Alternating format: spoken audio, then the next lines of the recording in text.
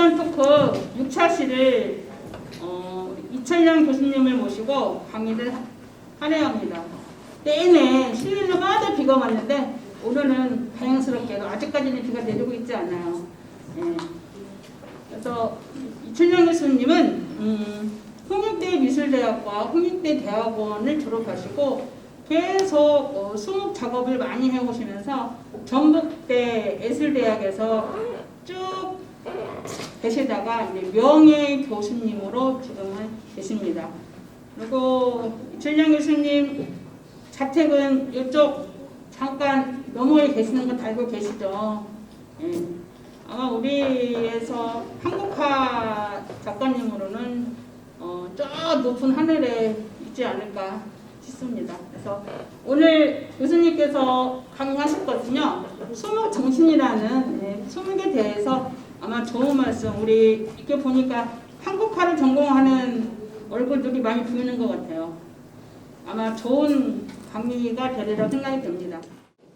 선생님께 너무 과분한 소개를 해주셔가지고 죄송하네요.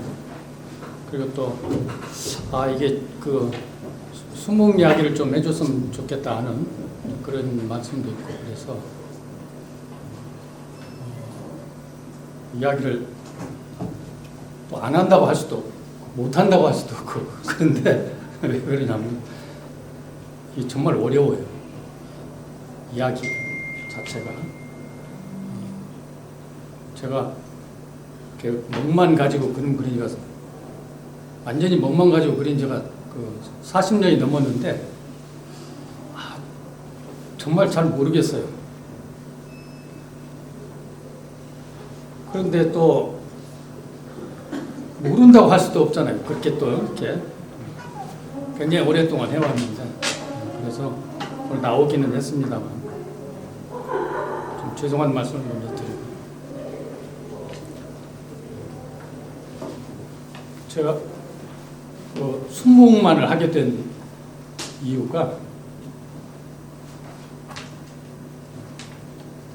중간에 앉으셔도 됩니다.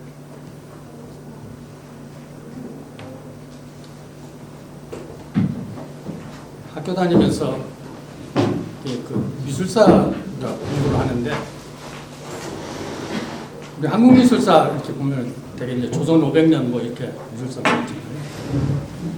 전부 먹 이야기만 있어요. 먹그림만 있어요.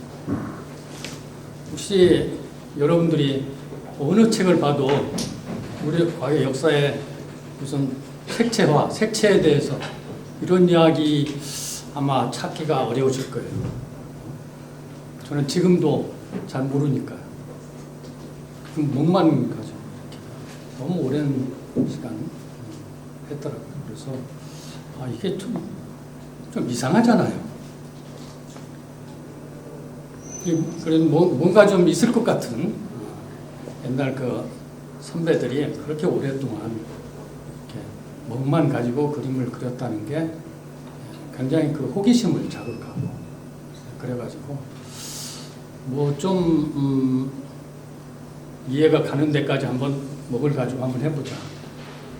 그리고 나서 또 좀 다른 것도 해보자 이렇게 했는데 지금까지 뭐 그러고 있으니까 저는 아무래도 능력이 이제 그 정도밖에 안 되는 것 같아서 좀 하여튼 그렇게 생각하고 있습니다. 그래서 되게 정말 보기 어렵더라. 그래서 오늘 주제를 수목정신이라고 이렇게 한 것은 우리 도림미술관에서 지난 가을에 수목정신전을 했었어요. 특별 기획전을 해서 뭐 그런 그 테마 이야기도 괜찮겠다. 그래서 과연 이제 수목정신 그건 뭐 제가 정확하게 설명드릴 수 없지만 수목에 대한 이야기를 그렇게 한번 풀어보려고 하는데 이게 좀 어렵긴 합니다.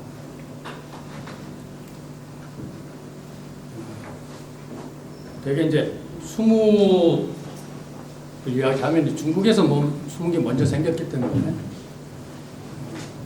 중국에서부터 뭐 이야기를 풀어낼 수밖에 없는데요. 수목 수묵화가 되게 이제 한 5세기 중국의 5세기경부터 시작됐으니까 그때부터 시작해가지고 지금까지, 그러니까 19세기 말까지, 20세기 초까지 거의 멍리하기만 했어요. 1500년 동안.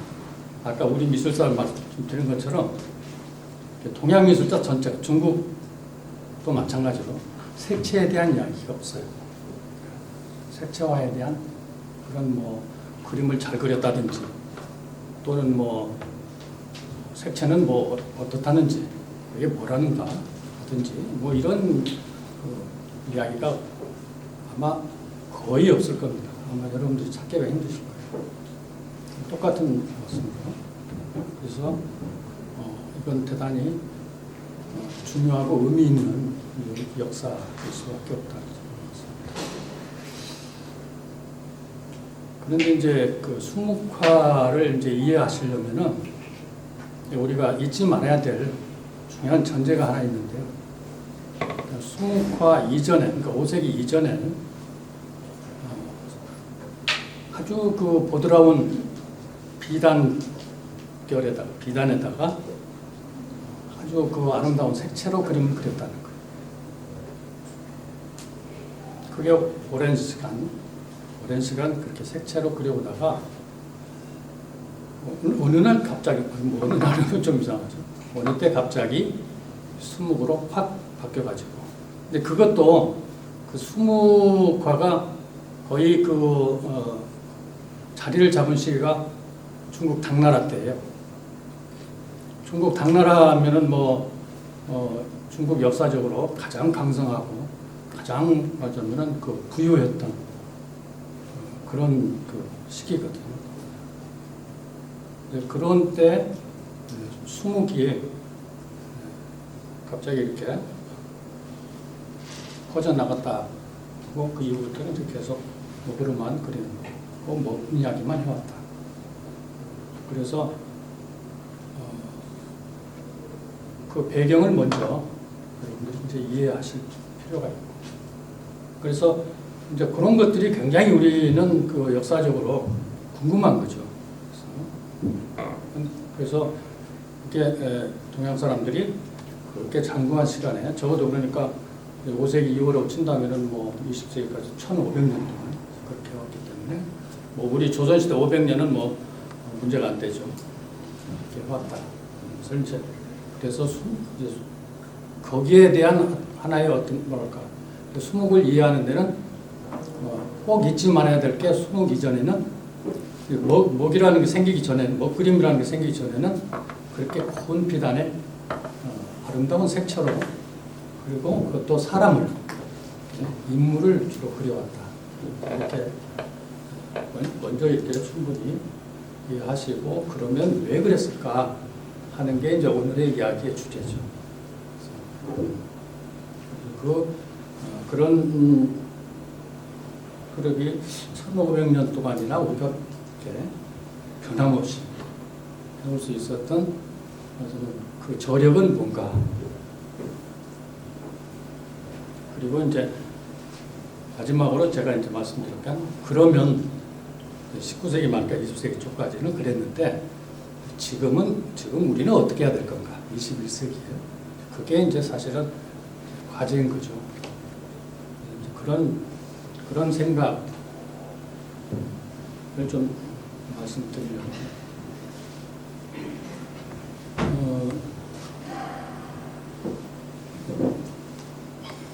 그런데 이제 제가 처음에 말씀드린 대로 수묵이 되게 설명하기가 어렵다 하는 거하고, 그러면 1500년 동안 동양 사람들이 그것만 몰두해온 말하자면 저력, 배경이 뭐냐 하는데, 우선 저는 그렇게 생각합니다.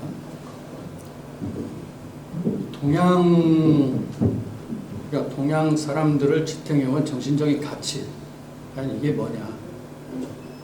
그래서 저는 그게 윤리라고 봤거든요. 윤리라고 하는 것은 우리가 너무 잘 알죠. 윤리의 기본적인 목표는 조화. 말하면 우리가 이렇게 사회생활하면서 서로 좀 이렇게 조화롭게 또 뭐 어떤 그런 관계들을 좀 이렇게 조화롭게 하는 그게 이제 공자가 이야기한 중용이고요. 그 윤리 정신이 1500년 동안 동양을 지탱해온 하나의 정신 배경이라고 저는 생각을 했고, 그러면 이제 이 윤리 하는 게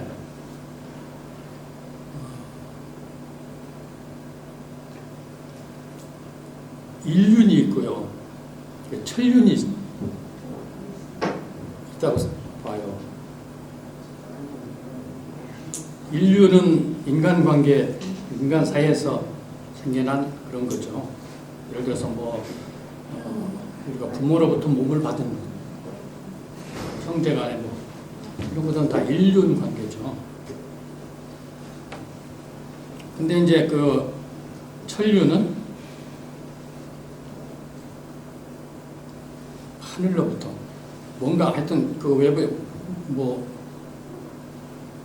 우주로부터 받은 어떤 것, 그걸 이제 저는 그걸 천륜이라고 하는데, 천륜을 이제 그 다른 그러면은 천성이라고 설명할 수 있고, 또 그 천성이 곧 우리의 본성이다. 이제 그걸 우리는 이제 쉽게 이야기하면 그 마음이라고 하죠. 제가 학생들한테 이렇게 처음에 밖에서 그림 뭘 그릴까 뭐 이렇게 마음대로 그려봐. 이 마음 가는 대로 그려봐. 그려보고 싶은 대로 그려봐. 그러면 되게 좀 난감해 하거든요. 뭘 그리라고 가르쳐 줘야 되는데 네 마음 드는 대로 그려봐. 그 마음 가는 게 말하자면 그 우리는 천성이라고 생각해요. 어떤 말하자면은 그 규정이나 제도나 어떤 기준이나 이런 것들을 만들어서 우리가 사회를 이렇게 좀 안정되고 편안하게 하는 것은 결국 인륜 관계로 되게 이제 공자가 남행자가 이렇게 했던 것은 되게 인륜을 주장을 했고요. 노자나 장자가 얘기했던 것은 천륜을 천성을. 이제 제가 이제 오늘 그 수목에 대해서 굉장히 어렵다고 말씀드린 것은 왜냐하면은 수목이라고 하는 게 본질을 이야기하는 거거든요. 본질. 근데 사실 이 본질이라는 말은 그 서양적 용어이고 서양 사람들이 하는 용어이고 우리는 그걸 본성이라고 이야기를 해야 적합한 말이죠. 본성. 그래서 사람도 뭐 누구 이야기할 때 걔 좀 그렇고 그래 좀 안 좋은 그것도 있지만 그래도 걔는 천성이 나쁘지 않아. 가끔 그런 이야기 하잖아요. 원래 말하자면 타고난 심성은 그게 나쁘지 않은데 살다 보니까 좀 이렇게 좀 삐뚤어지기도 하고. 이제 그래서 본성과 본질이 어떻게 다른가? 그러면 이제 본성이라고 하는 게 이제 설명할 수가 없잖아요. 그 마음을 설명할 수. 내 마음도 설명 못하는데 다른 사람 마음을 더더욱이나 그건 뭐 말할 것도 없죠. 그래서 그 설명하기가 어려운데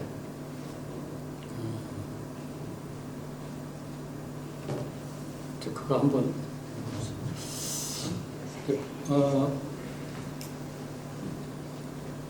되게 이제 수목화의 이제 배경이 이건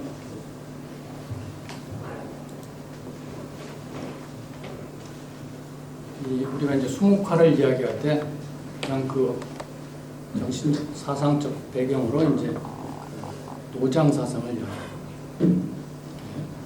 그러니까 이렇게 보시면 돼요. 5세기 경에 수묵이 갑자기 이렇게 등장을 해가지고 확 퍼지게 된 그 배경에는 상당히 오랫동안 거의 한 1000여 년 동안 그 숙성 기간이 있었다고 보시면 돼요.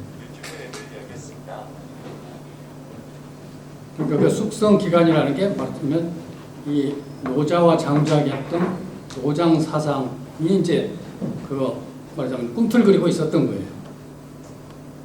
그래서 이제 그게 5세기 경에 이제 이렇게 그게 일어났다고 봐야 되고, 그래서 이 수묵의 그 기본 말하자면 정신세계는 일단 노장 사상이 있다 이렇게 보시면 좋고요. 근데 뭐 노장 이야기는 아마 여기 어르신들 너무 많이 들어서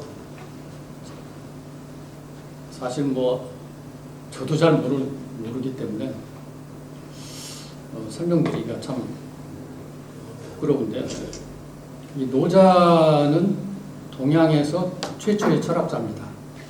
이렇게 보십니다. 왜냐하면 이 철학이라고 하는 것은 이 우주에 대해서, 모든 이 우주 만물에 대해서 고민하고 궁금해하는 것, 그리고 그걸 풀어보려고 했던 그런 생각이 이제 철학이니까, 노자는 그래서 동양의 최초의 그 철학자라고 이야기할 수가 있죠. 그럼 그 비슷한 시기에 공자도 있잖아요. 유명한 공자는 주로 현실 문제에 대해서, 우리가 살아가는 이런 다양한 그 사회생활의 문제를 해결하는 그런 구조에 머물러 있었기 때문에 공자를 철학으로 보지 않고, 뭐 노자를 더 높게 뭐 철학으로 보지 않는지는 모르겠어요. 하지만 사실은 최초의 철학자는 노자라고 말할 수 있다. 그러면은 노자가 최초의 철학자라면은, 그럼 노자 이전에는 어떤가? 그럼 철학이 없었다는 이야기가 되죠. 그 철학이 없었다고 하는 것은 하늘이나 우주나 이 자연이나 이런 거에 대해서 말하자면은 그 막연한 신성감, 어떤 뭔가 그런 그냥 믿음, 어떤 신성성 이런 거지, 어떤 우리가 거기에 대해서 인간적인 사유를 하거나 그것이 무엇인가, 그것이 왜 그렇게 되는가 하는 것에 대한 질문이 없었기 때문에 노자를 최초의 철학자로 볼 수 있다. 노자의 철학, 그래서 이제 가장 기본이 되는 건 이제 도죠. 도덕경, 이제 경전처럼.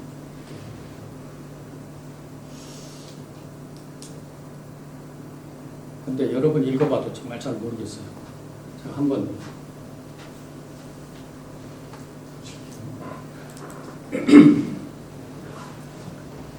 노자 도덕경이 84장인가 뭐 하여튼 그렇게 돼 있어요. 그러니까 최초의 철학사라고 볼 수 있겠죠. 근데 1장 첫 줄에, 시작하는 첫 줄에 도가도 비상도, 도를 도라고 하면 그건 도가 아니다. 그냥 유명한 말이죠. 도를 도라고 하면 그건 도가 아니다. 아니, 너무나 애매해. 그게 잘 모르겠어요. 너무나 애매해. 그리고 명가명 비상명, 그 이름이 있다면은 그것은 그 이름이 아니다. 항상 하는 그 이름이. 우리가 보통 그 동양 문명은 정신 문명, 정신문화, 보통 우리 학교 다닐 때 그런 거 배우잖아요. 중고등학교 때 서양 문명은 뭐 물질 문명 어떤 게 있지. 제가 어떻게 다른가 좀 찾아봤어요. 서양의 최초의 철학자는 탈레스라는 사람이에요. 탈레스라는 사람. 고대 그리스. 탈레스라는 사람은 이 우주 만물이 물로 되어 있다. 물로 이루어져 있다. 너무나 다르잖아요. 탈레스 이야기는 너무 명쾌하죠. 그게 물인지 아닌지 그건 일단 차치하고 지금은 물론 다 우리가 동의를 안 하죠. 동의를 안 하지만 말하자면 그런 그 유추 사고를 했다고 하는 것이 굉장히 중요하죠. 이 세상 만물을 하나의 물질로 형성되어 있다라고 하는 말하자면 유추를 했다고 하는 것은 굉장히 중요한 시작이에요. 그러니까 물이라고 하는 것은 뭐 물질이잖아요. 그리고 그 물질로부터 이야기를 풀어나왔기 때문에 이건 과학과 연결이 돼요. 그래서 서양 문명은 과학과 철학이 동시에 이렇게 시작되고 이제 좀 풀어나가는 그런 모습을 보인다. 제가 이제 수문과 설명하면서 가끔 그 유사한 그 서양 사람들의 이야기를 이렇게 같이 하면서 이해가 좀 도움이 될 것 같아서. 그래서 아까 말씀드린 대로 서양은 본질의 문제예요. 물질의 문제라는 거, 근본 물질이 뭐냐 하는 건 그런 물질의 문제. 그래서 본질이 뭐냐를 따졌고, 동양은 천성이 뭐냐, 하늘로부터 부여받은 우리의 본래 그런 이야기로부터 시작이 되는데, 그게 이제 노자는 그렇게 시작을 합니다. 그리고 무명, 세 번째 천지지식. 이름이 없는 것이 천지보다 먼저 생겼다. 이게 무슨 성경 말씀 보는 것 같지 않으세요? 성경 말씀. 굉장히 추상적이에요. 그래서 되게 이제 이렇게 마치 시를 읽는 것과 같아요.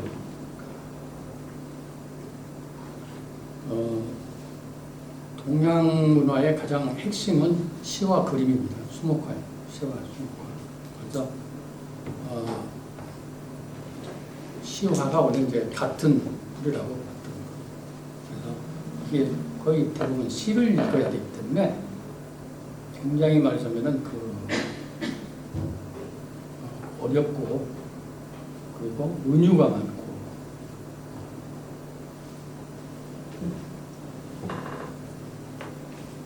그래서 말하자면 돈은 천지보다 먼저 생겼고 하여튼 그런 이야기를 이렇게 시작해요. 그래서 그러면은 도가 뭔가를 이야기하는 부분이 있을까 해서 제가 찾아봤더니 25장이에요. 유물혼성, 선천지생. 혼돈 속에 어떤 물질이, 어떤 물체가 있는데, 그게 천지보다 먼저 생긴다. 그리고 적의 요에 독립불교. 촉촉하고 막 하여튼 어떤 변함이 없는 홀로 독립수도 하여튼 한동안 변함없이 쉽게 하면 독약 청청하듯이 그렇게 변함이 없다. 그러니까 적적하고 고요한 가운데, 아득한 가운데 혼자 홀로 어떻게 보면 성경에 창세기 직접 보면 처음에 말씀이 있었다. 똑같은.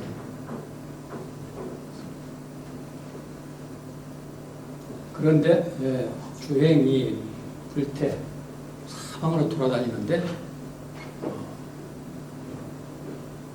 변함, 넘어지거나 뭐 이렇게 말하는 불편함이 없고, 그리고 가에 이 천하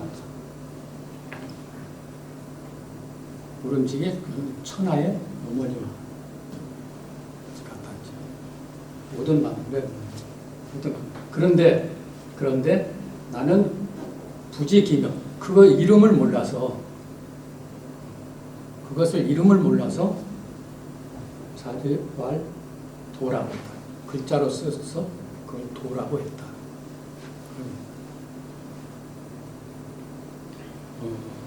성경의 암흑 속에서 빛이 있으라. 빛이 말씀이 먼저 있는데 왜 빛이 있고 생겨나고 또 뭐 다른 만물을 이렇게 이제 창조하잖아요. 하여튼 매우 그런 사유가 사실은 굉장히 이상한 모습을 보이죠.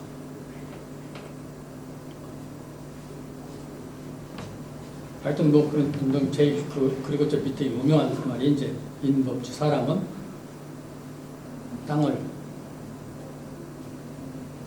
근본으로 하고 그리고 땅은 하늘은 도를, 근데 도는 자연.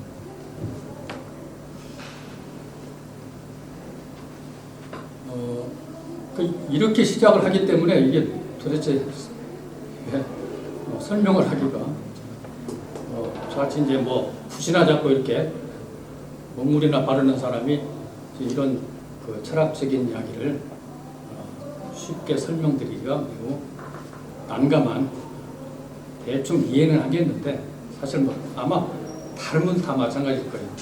이해는 하겠는데 그걸 말로 설명한다고 하는 게 대단히 어려운 이야기다. 그래서 결국은 이 노자의 이야기를 보면 세상은 모든 만물은 끝없이 변화한다. 근데 그 변화할 시점이 어딘지는 모른다. 그래서 그 변화를 읽는 것, 변화를 따라가는 것, 그것이 결국 그냥 도를 우리가 실천하는 그런 태도라고 대충 이렇게 이야기를 정리하면 됩니다.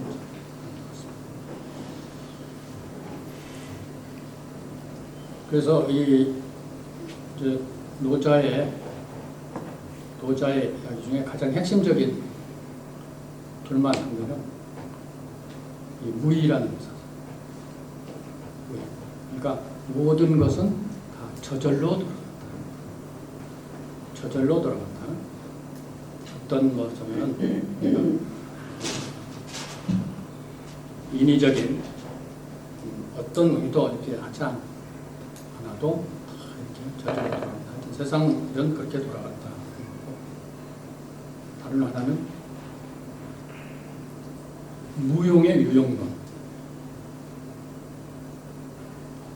물론 이제 제가 이렇게 그 철학하는 사람이 이렇게 보는 노자의 생각과 저같이 이제 그림하는 사람이 하는 그 노자의 그 어떤 이해, 또는 무슨 다른 뭐 학문을 했던 사람이 또 뭐 노자를 이해하는 거, 이런 게 좀 다 다를 거예요. 자기 입장에서 이렇게 해석을 하려고 하니까.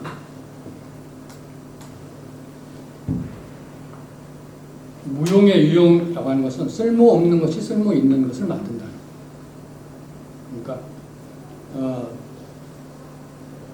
원래 이름도 없었고 이것도 없는 상태에서 도가요 나오는 때문에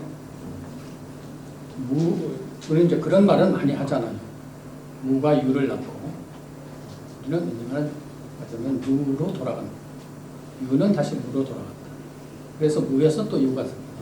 이런 말이면 그 전환, 유전 그런 거, 이런 것들은 되게 좀 이해하고 있죠. 그러니까 무용의 유용이라고 하는 것은 무가 유를 닫는다는 말이고, 결국 그 이제 그래 보면은 어떤 사람이 흙을 빚어서 그릇을 만들었는데 속이 비어 있어서 참 그게 쓸모가 있다. 되게 평범한 것 같아도 굉장히 그 의미 있는 말이죠. 그 집을 지어서 창을 뚫어서 뚫었기 때문에 그게 집으로서의 가치가 있다. 지금 우리가 이 공간에 보는데 이 안에는 다 비어 있잖아요. 비어 있기 때문에 우리가 지금 이런 일을 하고 있는 거예요. 그러니까 이게 무용이 말하자면 아무 텅빈 없는 건데 이것이 결국은 어떤 쓸모 있는 것으로 된다. 그래서 도가 그랬듯이 이제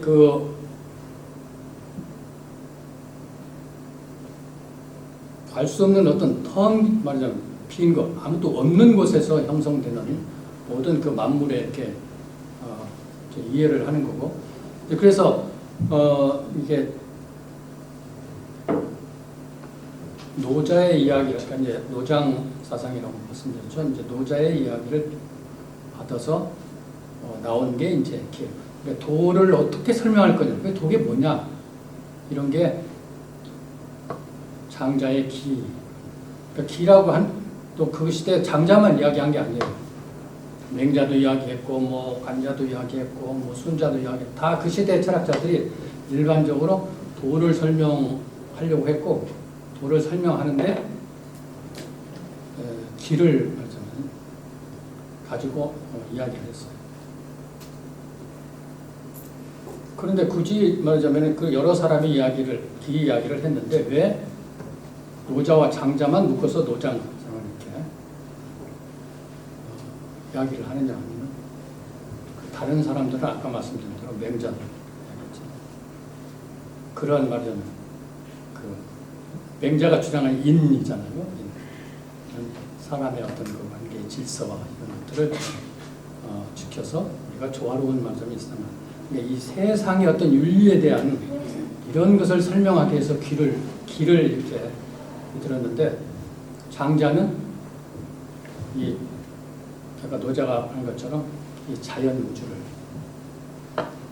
우주를 떠받치고 있는 그게 본질이 본성이 도라고 했는데 그것을 장자는 기로 그걸 설명하려고 합니다.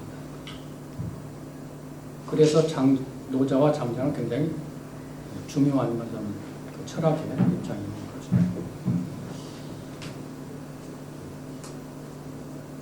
그래서 이제 조금 축약해서 이야기를 하면은 장자가 이제 그러면 기는 뭐냐라고 설명한 적은 없어요.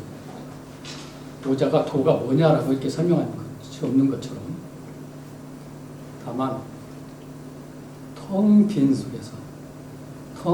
속에서 기는 발생한다, 구현된다, 생겨난다.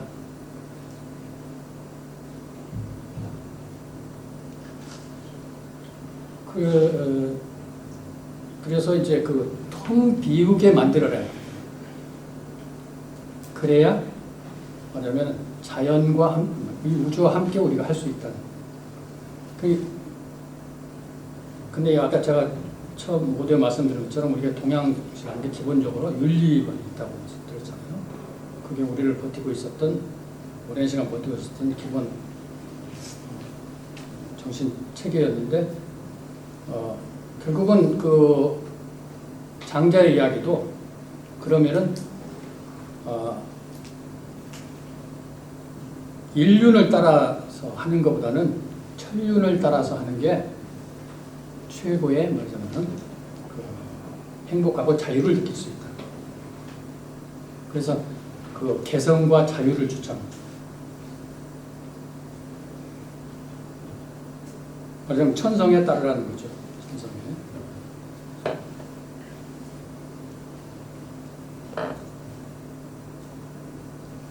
그래서 결국은 이제 자기를 비우라고. 자기 마음을 비우라고. 그래서 이제 장자가 이제 중요하게 뭐 이렇게 화두로 드리는 게 무슨 신제와 뭐 좌망이 있고. 그게 이제 다 뭐 비슷한 이야기예요. 풀어내고. 말하자면은 어떤 육체적인 거 또는 정신적인 어떤 지식까지도 아는 것까지도 모든 걸 다 버려라.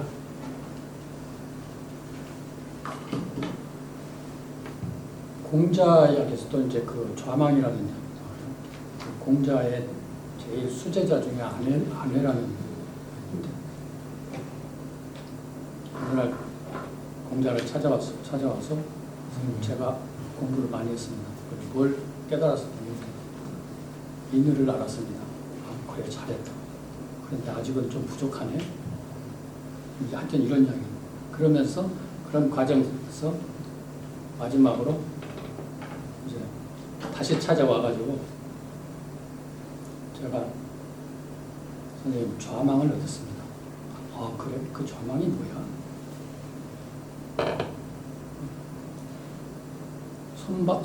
손발이 없는 것이야. 몸을 잊지 마. 그리고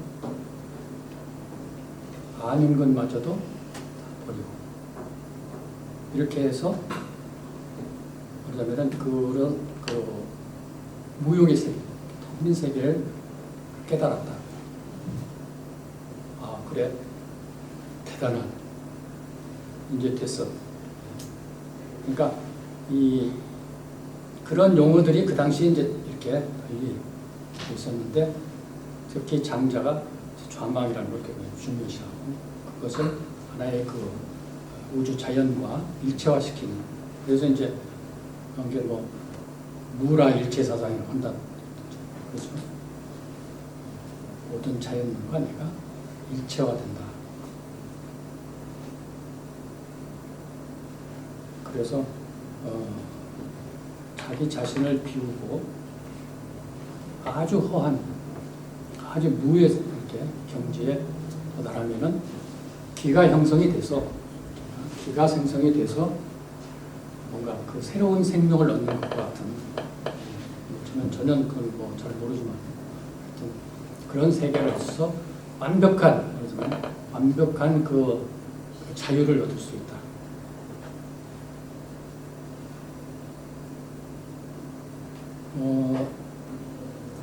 대체적으로 이제 비슷한 이야기인데 이런 노장 사상하고 이 수묵화에 또 크게 영향을 미치는 게 하나가 이제 불교 선종이 불교 중에 선종이라고 하는 종교 유파 같은 달마 같은 그 선종에서 제일 그 중요하게 되는 게 명상.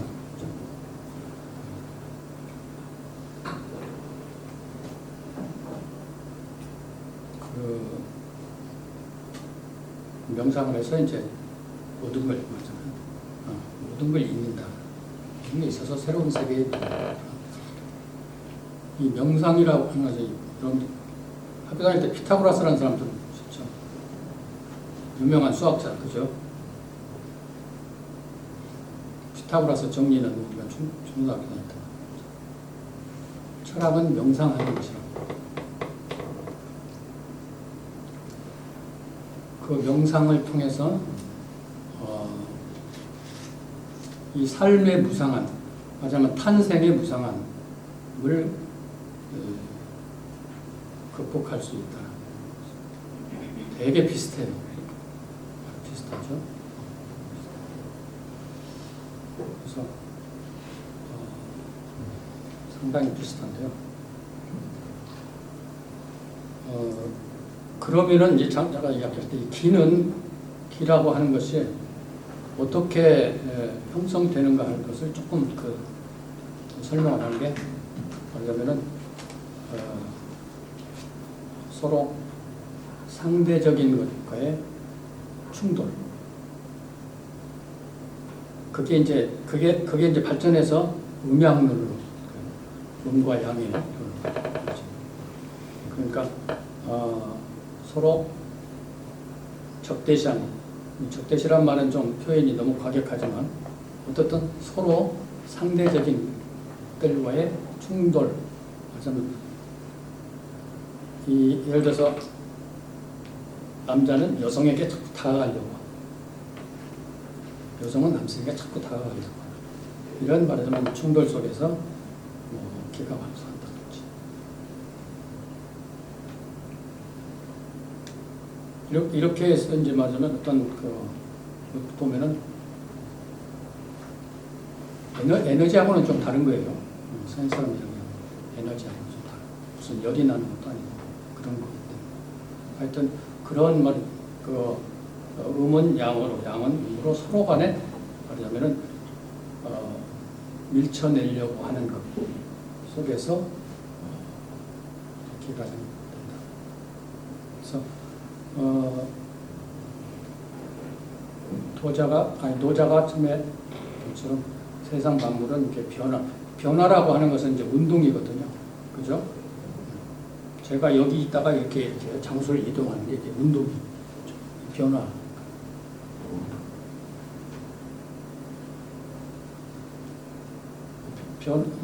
서양에서 이제 플라톤 같은 운동을 굉장히 그래서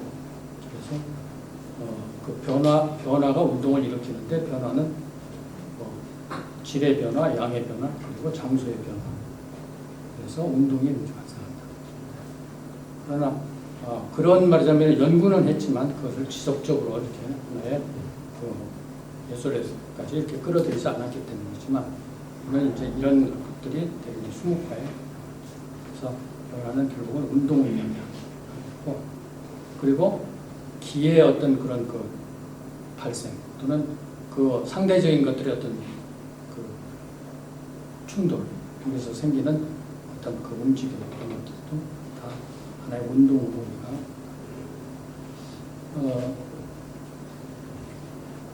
혹시 저기 미술 시간에 학교 다니실 때 동양화는 선의 예술이다 그런 말도 들어보셨을 거예요. 그게 말하자면 운동을 드러내는 거거든요. 선이라고 하는 것은 실제로 존재하는 건 아니에요. 이제 실제로 존재하느냐 하는 문제는 다음에 설명을 드리기로 하고 어떻든 간에 그것이 개념적으로 그런 말이라면 그 운동을 어떻게 시각적으로 내야 하는데 그것이 선으로 나타난다.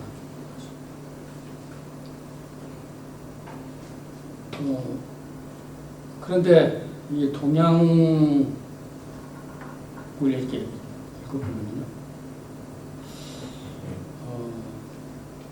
분석이 없어요. 예를 들어서 노자가 도에 대해서 이야기했으면 누군가가 그게 아니고 도라는 게 아니고 우주 만물로 이런 게 되지 않았을까? 라고 뭔가 이렇게 좀 이렇게 대응을 하든가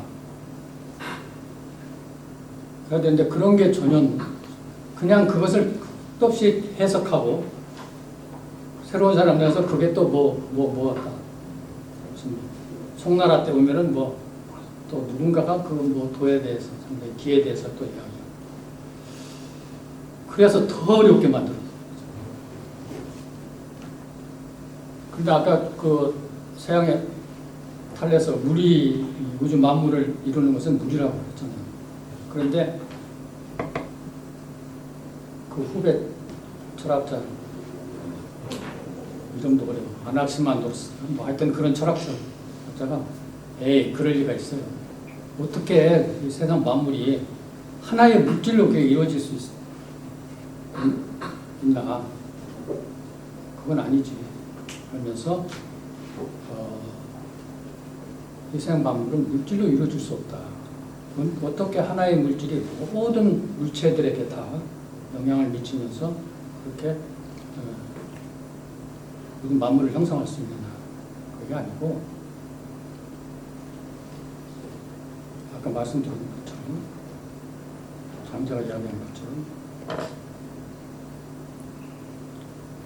서로 다른 것, 서로 말하자면 상대적인 것이 그러니까 예를 들어서 따뜻한 게 있으면 차가운 게 있고 젖은 게 있으면 마른 게 있고 딱딱한 게 부드러운 이런 것들이 서로 부딪히면 침범하면서 그래서 하나의 운동을 일으키는 거죠. 운동을 일으키면서 생겨나는 것. 그런데 그게 이제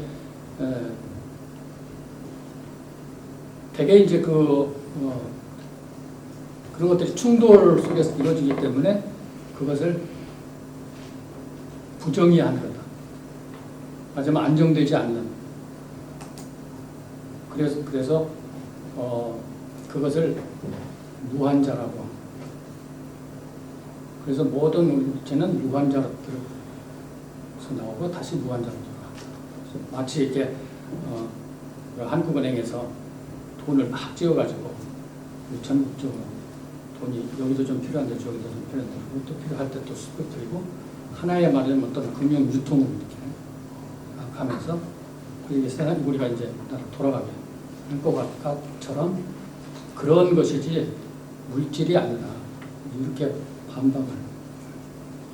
그러니까 결국은 말하자면 그 운동이라고 표현하지 않았지만 이제 그런 것들의 개념을 이제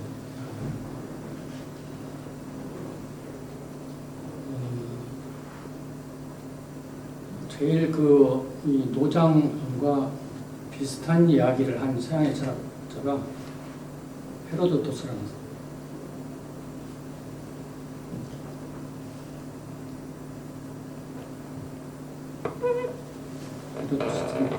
이름이 나도 헤로도토스가 아니고 헤라클레이토스. 이 사람도 이 세상 만물은 유전한다.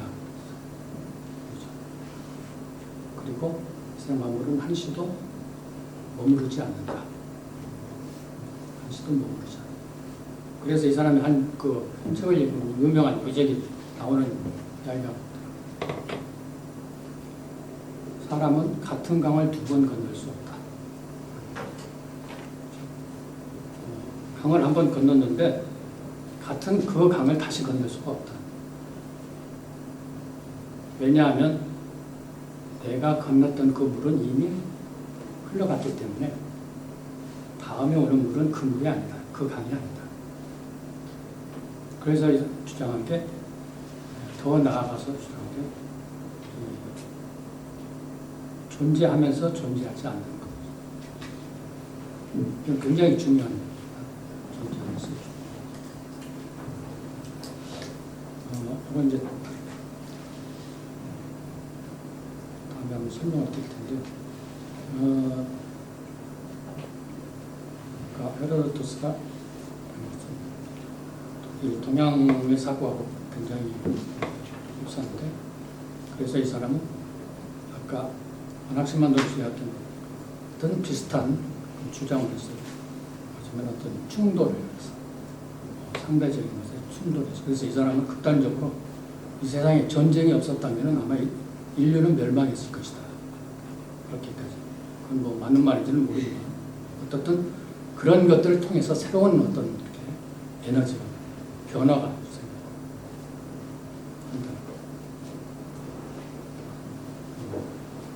그러면서 어떻든 이 생학자들은 처음에 뭐 물로 만들어졌다, 또 이 헤로도토스 같은 경우는 뭐 불로 만들어졌다, 어떤 뭐 공기로 만들어졌다, 그런 이렇게 다양한 말하자면 그 물질론을 펴면서 그래서 이제 이렇게 발전을 변화를 해가지고, 그러니까 그런 말하자면은 그 선배 학자들에 대해서 새로운 이야기를 꺼내면서 계속 발전해가고, 그것이 또 하나의 그런 것들이 충돌하면서 또 정리되면서 다음 후배가 또 그걸 정리하고. 이제 이게 유명한 이제 변증법이죠. 그래서 20세기 헤겔이라는 사람, 헤겔의 그 변증 유명하잖아요. 많은 그런 그 선배들이 해왔던 그런 것들을 이렇게 정리해 보니까 결국 이야기를 하는 거기에 대해서도 반박하고, 또 그걸 또 하나의 통합하고, 그러면 또 거기에 대해서 또 그런 게 이제 그 생활 철학인데, 결국은 우리는 너무 추상적인 이야기를 처음부터 시작하고 도와 기라고 하고, 그렇기 때문에 거기에 대해서 뭐 별다른, 다만 물질을 잊으라고 하는 것만, 버려라, 잊어라. 몸도 버리고, 말하자면 지식도 버리고, 아는 것도 버리고, 다 버리라고만 했으니까 이거 참 실천하기도 어렵고, 그러나 오히려 그런 가운데에서 또 이렇게 뭐 뭔가 좀 이렇게 알듯 모르듯 한데 뭔가 그 어떤 세계가 있지 않나 하는 또 호기심을 자극하기도 해요. 그래서 저는 그러다가 이제 한 40년 이렇게 수성생활을 했어요. 근데 이제 그 수목관은 말하자면 그런 그 이야기들을 시각적으로 이렇게 눈으로 볼 수 있게 하려고 노력했다. 그럼 진짜 수목관을 쓰면 되고. 그 정신이란 말, 아까 그때 수목정신, 정신이란 말도 있어요. 이 동양에서는 정신이 뭐다라는 이야기를 누구도 한 적이 없기 때문에 정확해요. 다만 모든 감각, 오감, 그러니까 아까 장자가 한 이야기가 본성을 망치는 이 5가지가 있는데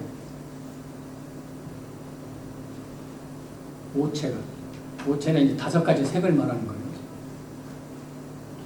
오체가 눈을 흐리게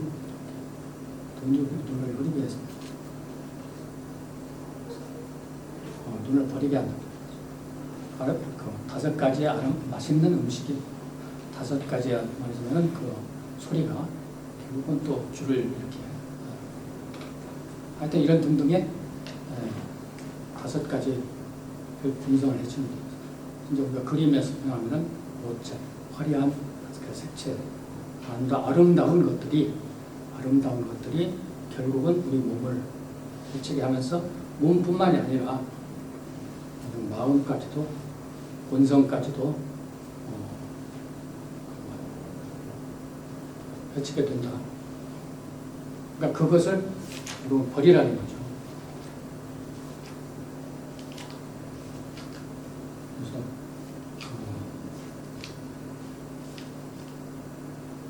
여러 이야기들이 있지만 하여튼 현실 속에서 살아가면서 여러 가지 욕심과 무슨 욕망과 기타 다양한 이런 어떤 것들을 내려놓으면 결국 길을 얻게 되고 그러면은 자유민주와 함께 할 수 있다. 그래서 영원한 자유를 얻을 수 있다. 그렇다고 해서 죽지 않는다라는 말은 없더라고요. 죽지 않는다는 말은 없으니까 굳이 꼭 뭐 또 실천할 것까지 너무 어려우니까.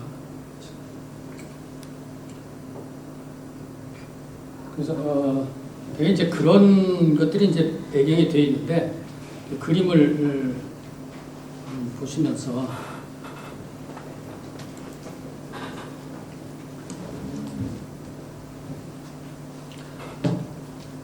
말씀드린 대로 1500년 동안 몸만 가지고 그림을 그렸는데 그런데 주장창 1500년 동안 산수화만 그렸어요. 그것도 희한한 일이죠. 왜 산수화만? 물론 다른 그림들도 조금씩 있어요.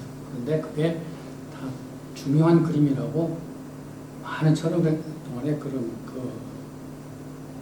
그림에 대한 이야기를 한 사람들이 중요한 그림이 아니라서.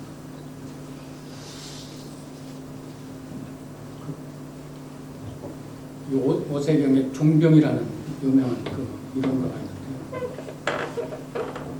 산수는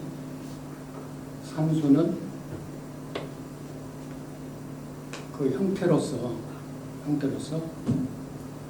도를 드러내는, 도를 보여주는 가장 아름다운 것이다.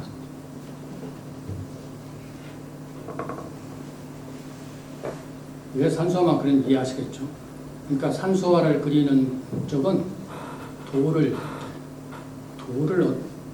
얻기 위해서.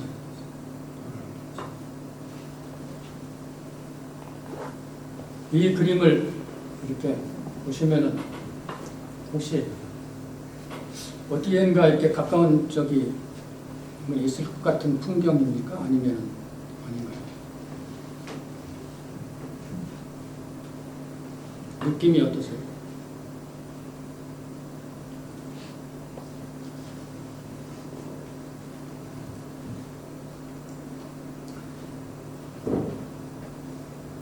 변관식 여기 그 그림에 보면은 단발령이라고 되어 있어요. 내극망 단발령. 그런데 단발령에 가면은 풍경이 실제 저렇게 생겼을까요? 안 생겼죠.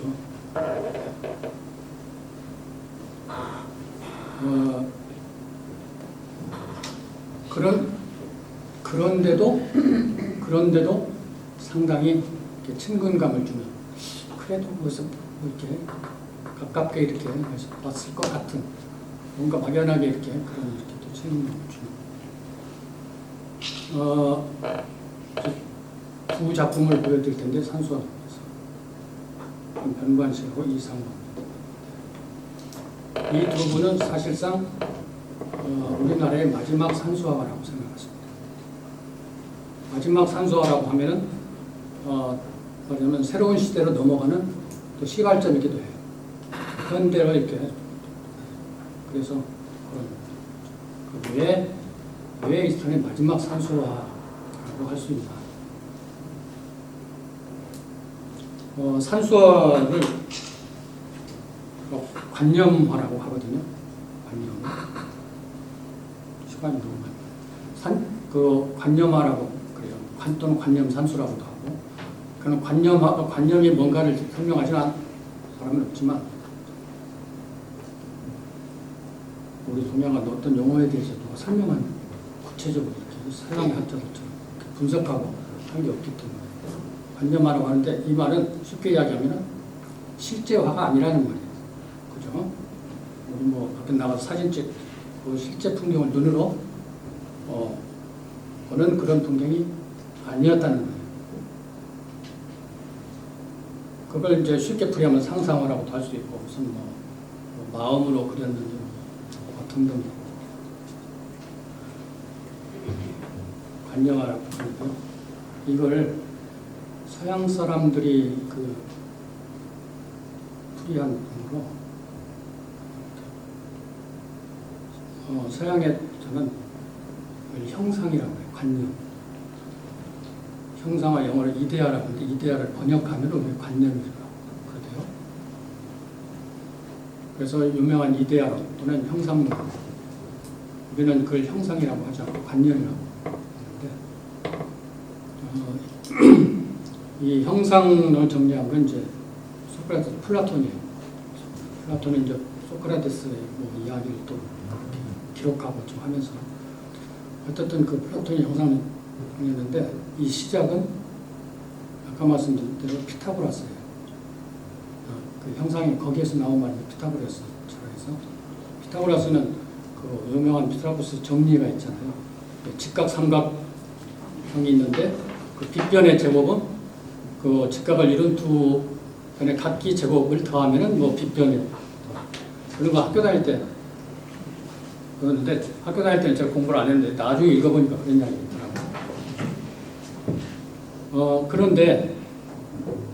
그런데 그 삼각형은 종이 위에서는 도저히 그리기가 불가능하다 알았어요.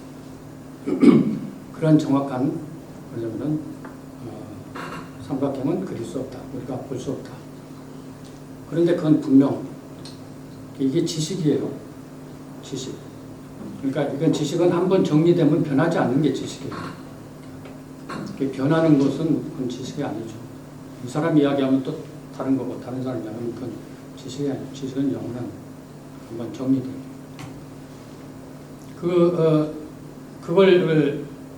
그래서 이 피타고라스 정리한 직각삼각형은 말하자면 머릿속에 있다는 거예요. 머릿속에서만 가능하지 실제 눈으로 그것을 확인할 수는 불가능하다. 없다는 것을 이제 그래서 그래서 이제 피타고라스에서 이야기한 게, 머릿속에 있는 그 삼각형이 진짜 삼각형이고, 그걸 형상이라고, 그걸 또는 다른 말로는 또 지적 대상이라고 하고, 그리고 종이 위에다가 이렇게 비슷하게 그리려고 하는 것, 그것은 그릴 때마다 달라지고, 아무리 정확하게 한다고 해도 미세한 말이냐면 달라지는 게 있기 때문에 그건 불가능한데, 그래도 우리가 시각적으로 볼 수 있는 그런 삼각형, 직각삼각형, 그것은 감각대상이다.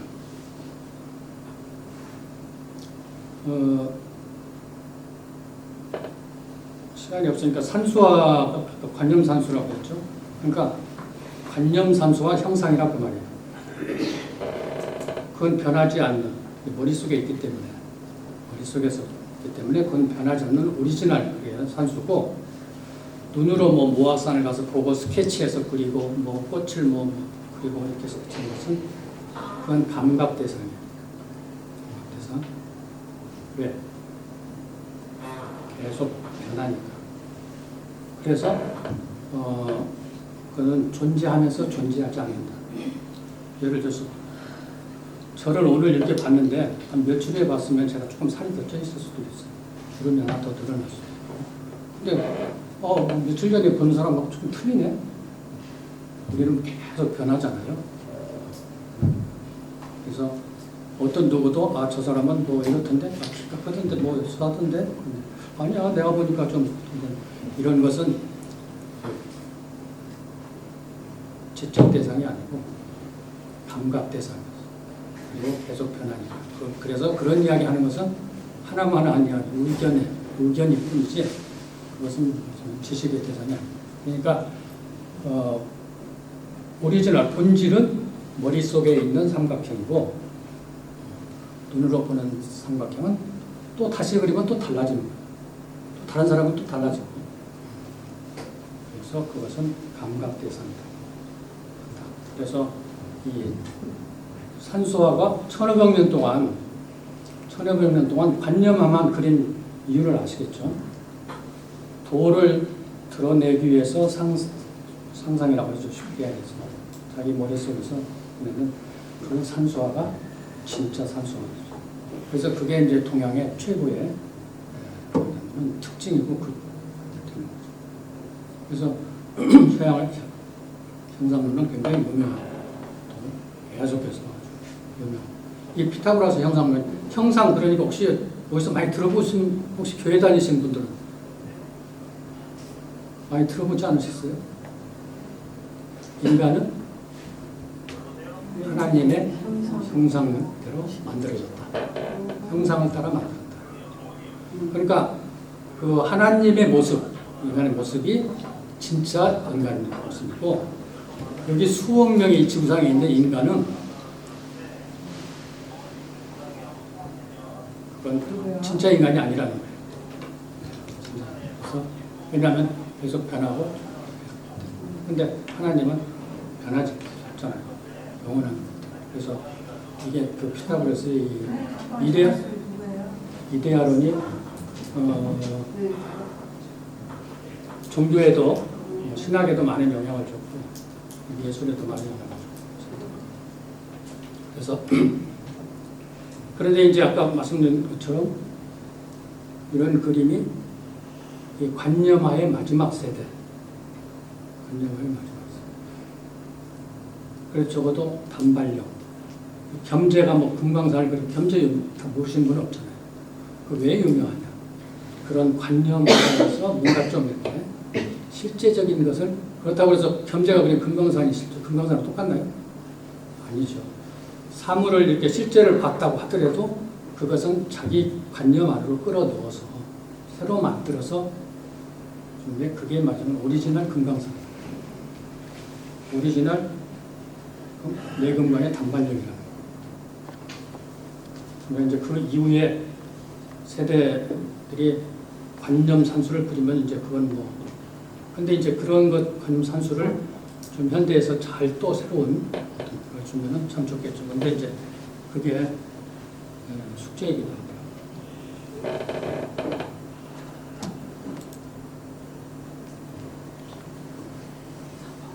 좀 많이 보셨을 거예요.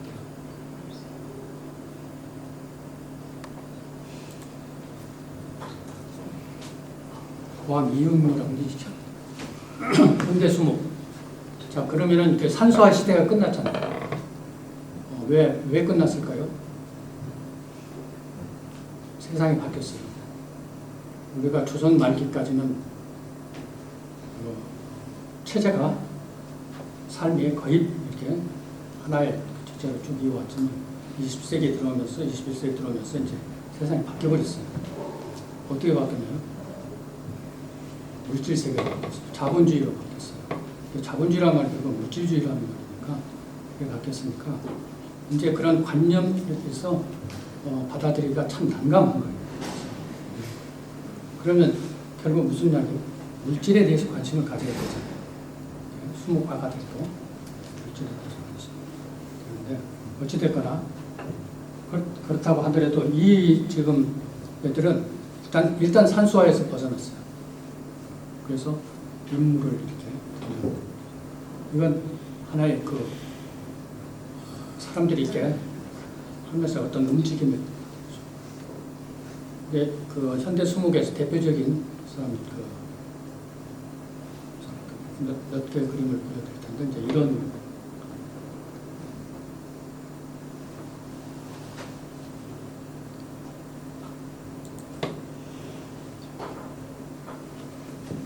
사람들이 군집해 있으면서 막 이동하면서 뭔가 이렇게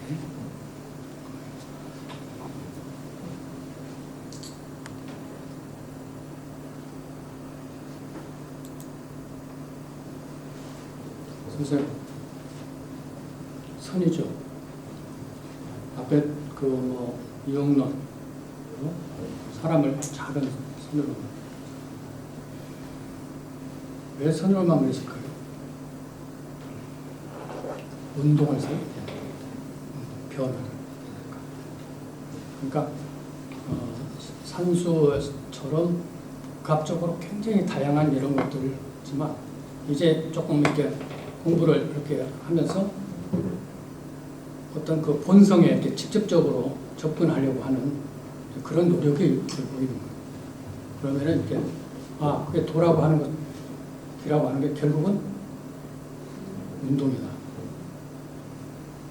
가장 기본적인 그 어떤 그 표상으로 드러낼 수 있는 그런 운동을. 이것도 사람을 가지고 했다고 그러는데.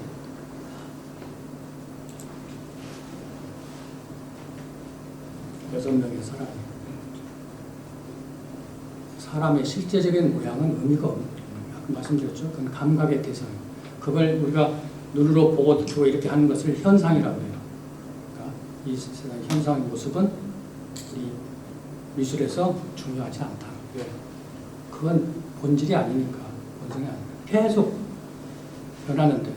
그래서 아까 헤라클레이토스가 이야기하는 존재하면서 우리는 있으면서 없는 거나 마찬가지다. 왜? 또 내일은 또 변하니까. 이 무슨 어느 한 순간도 그 자리에 머물지 않기 때문에 무슨 본질이 아니라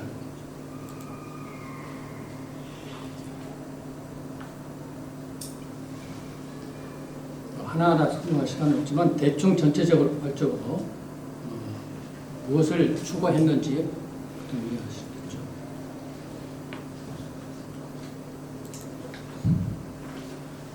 기모드기란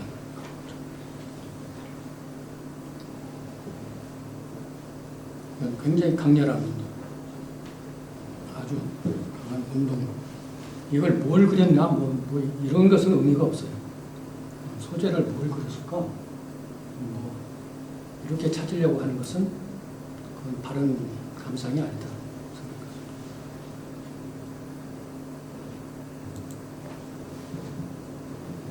제가 저기 30살 때 그린 건데요. 저도 처음에는 이렇게 선으로 그래서 다양한 이것저것 이렇게 해서 그런 것들을 이렇게 우리는 이제 그림을 하는 사람들 운필이라고 해요. 맞아, 운동을 하면서 붓을 이렇게 하는 것을 했는데 아무튼 제가 이제 젊은 때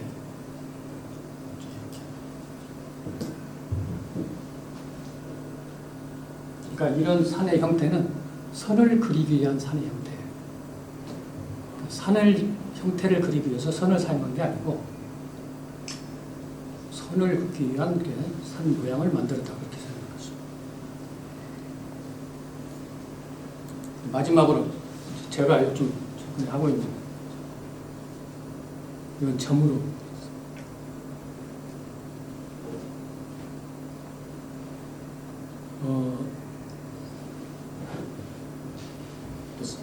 서양에 이제 들이 아까 얘기한 헤로도트스나 나스마노스처럼 운동, 변화, 유전, 피타고라스처럼 이렇게 하는 사람들도 있지만 그 운동은 어디에 생기나요? 빈 공간에서 생기잖아요. 빈 자리에서 운동이 가능하지. 완전 꽉 차 있으면 그 운동이 생길 수가 없죠. 근데 그것은 보이지 않는 거야. 눈이 그죠? 보이지 않는 거기 때문에 그건 말도 안 된다. 있지도 않는 것을 어떻게 있다고 하냐. 허공이라는. 그래서 예를 들어서 아리스토텔레스는 허공이란 존재하지 않는다.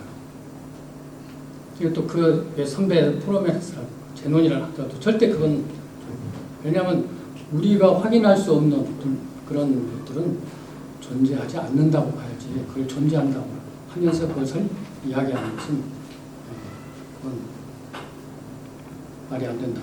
그리고 모든 사람 물질로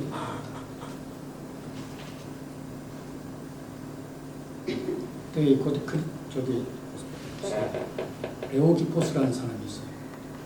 그 사람은 이 모든 이 세상의 물체는 원자로 되어 있다. 원자들이 원자다. 또는 그게 원소라. 소크라테스는 그걸 원소라고. 그래서 원소는 더 이상 말하자면 깨질 수 없는 아주. 근데 그런 것들이 그런 그 물질 원자들이 다 각기 모양은 다르지만 그런 것들이 서로 이렇게 얽히고 설키고 막 이렇게 움직이면서 하나의 어떤 물체를 만들고 또 거기서 말하자면 운동을 일으킨다고 그랬어요. 그래서 이제 저는 거기에 이제 주목을 이 세상 모든 만물은 다 저는 원자로 형성된다. 제가 이제 그 제목은 도시, 이제 내가 사는 도시, 전주시. 그 이제 제목은 그리고 제가 거기서 이제 또 착안하고 했지만 도시도 작은 물질 덩어리, 작은 원자들이 하나의 물질 덩어리에 불과한 그런 것들이 서로 이렇게 좀 하나의 큰 덩어리를 이루면서 존재하는 그런 세계.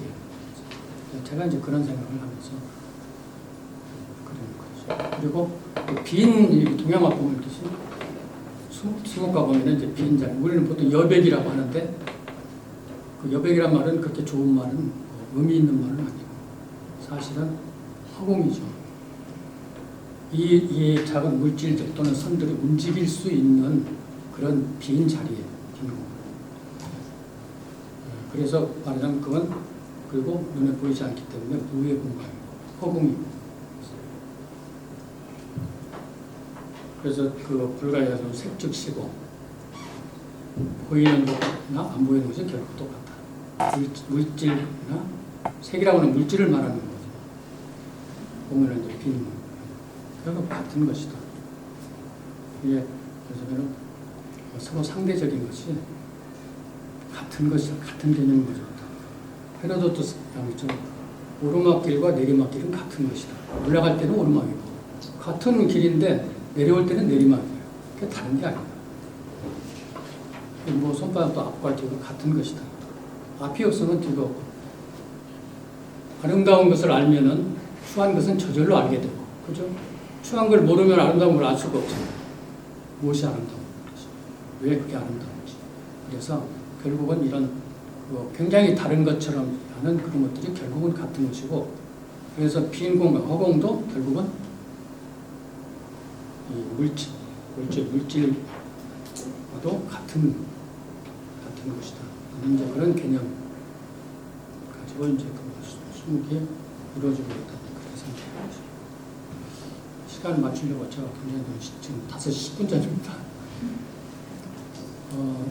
제 그림까지 보여드렸고요. 죄송합니다. 뭐 이렇게 좀 명쾌하게 이렇게 설명을 좀 잘할 수 있으면 좋겠는데 솔직히 제가 잘 모르고 혹시 궁금하신 거 있으신가요?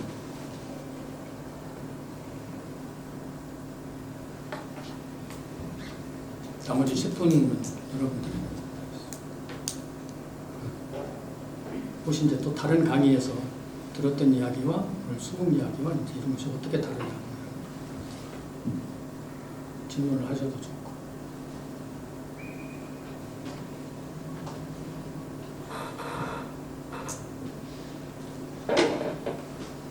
그래도 어떻든 수묵화를 보면 그게 산수화가 됐든 무슨 현대 됐든 조금 이해할 것 같다 뭐 그런 느낌은 드시죠? 이제 과제는 아까 처음 제가 모두 말씀드린 것처럼 앞으로 어떻게 하느냐가 중요해요. 그래서 예. 지금 어르신들 이제 거의 어르신들 작품들을 보면 우리 젊은 선생님들도 교수님들도 젊은 세대에는 형태 있는 그림들을 많이 하셨잖아요. 예. 근데 지금 이제 거의 이제 인생의 황혼기에 와서는 거의가 다 추상적으로 변하는데 과연 이게 교수님이 처음에 말씀하신 대로 수묵의 정신, 철학의 모든 것이 선생님의 터득하면서 저기 나오는 거예요? 아니면 그냥 뭐 제가 터득했다기보다 좀 선배들이나 동료들이나 보다 조금 다르다, 좀 변했다 뭐 이렇게 설명이 되면 뭐 적당하지 않나. 그러면 앞으로도 저희들이 공부를 할 때 그런 방향으로 바뀌어가야 되는 거예요? 근데 이제 밖에 나가시면 각종 뭐 여러 전시장 가면은 네. 굉장히 그런 뭐 사실을 잘 보는 그림도 있고 또 추상적인 말씀하신 것처럼 그런 그림도 있고 그런데 그것이 이제 뭐 어느 게 좋다, 어느 게 나쁘다 이런 말씀을 드린 건 아니고요. 그런 건 아니고 이제 그건 네. 개인적인 자기의 어떤 그 생각과 또는 뭐 자기 하여튼 하고 싶은 뭐 이게 있겠죠. 뭐라고 딱히 없겠지만 있는데 우리가 이제 그래서 이제 역사를 배우는 거잖아요. 역사를 배우는 것은 우리가 앞으로 가기 위해서 역사를 배워요.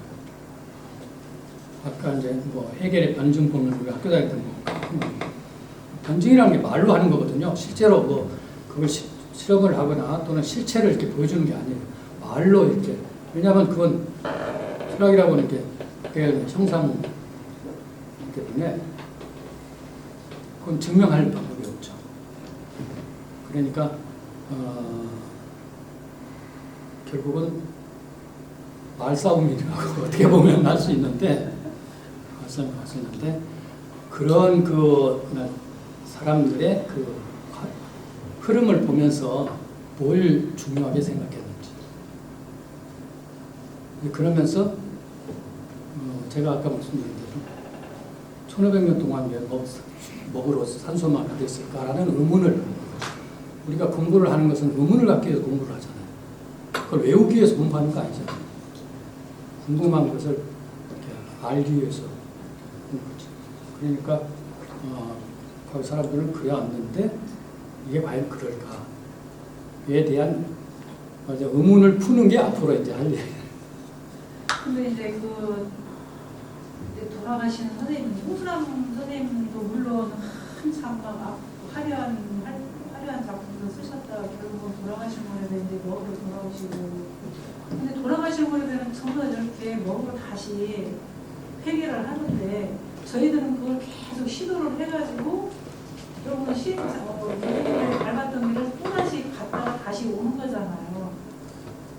근데 어르신들이 이제 그걸 작품들을 비평을 할 때 과연 어디에 기준점을 주고 우리가 저렇게 확 변해야 되는 건지 전체를 다시 밟아갖고 다시 와야 되는 건지 이론적으로 너무 공부를 한다고 해도 어르신들만큼 그렇게 깊이 있는 공부를 지금 안 한다고요. 책을 많이 안 읽고 학습을 하는 수업밖에 안 하잖아요. 예.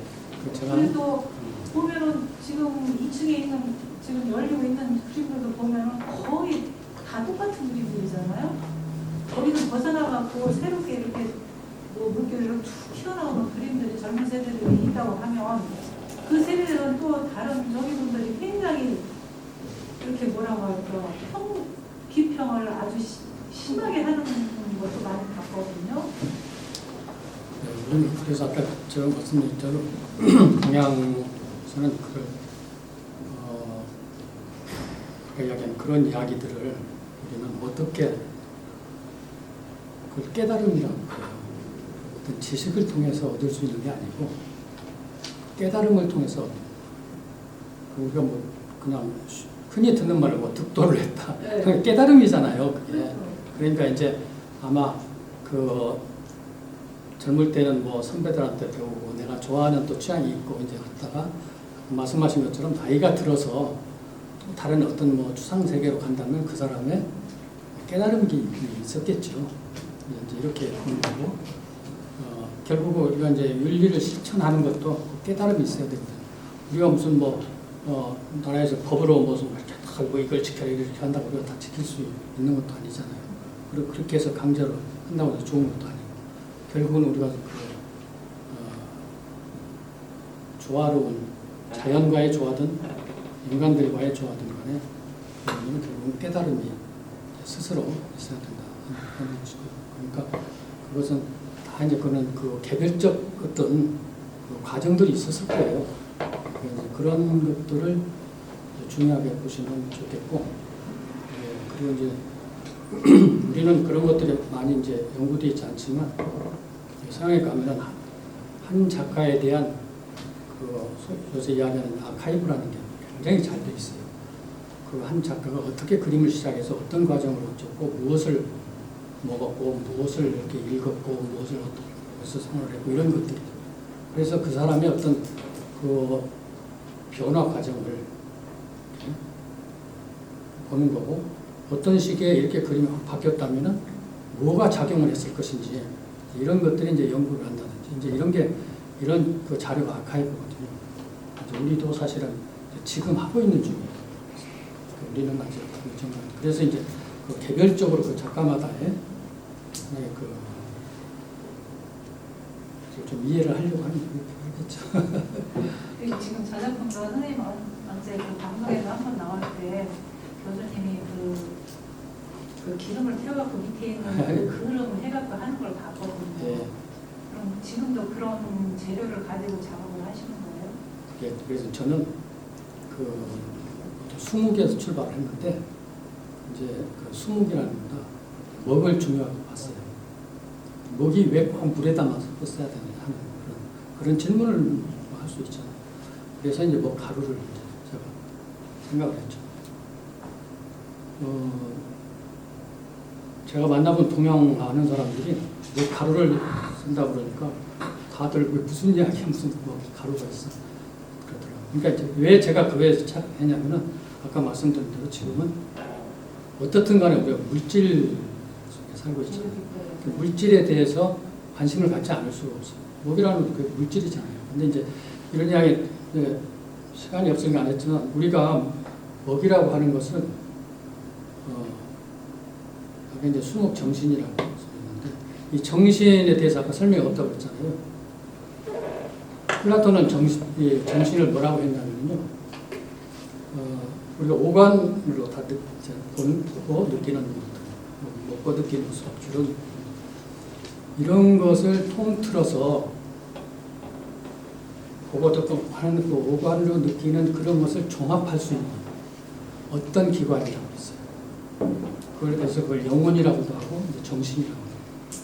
그러니까 굉장히 내가 살면서 모든 감각관으로 느끼는 그런 그 세계들을 하나의 말하자면 종합 정리해서 어떤 마음, 하여튼 그런 걸 이렇게 정리하는 그런 것이 이제 정신이라고 하는데 동양 사람들이 먹으려 재료라고 보지 않았어요.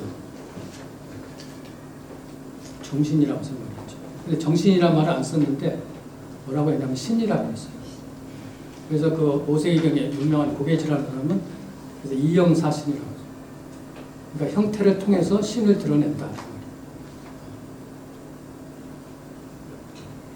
근데 이제 신이라고 하는 게 여기서 무슨 꼭 뭐 종교적인 의미의 신이 아니고 그 말씀하신 그 우주의 어떤 도나 기의 어떤 운동, 움직임 이런 것을 그래서 그걸 이제 너무 1500년 동안 먹이라는 것을 물질로 보지 않고 하나의 정신으로 봐왔기 때문에 그래서 이제 먹을 굽게 갈고 그냥 뭐 붓을 막 다듬고 이렇게 해서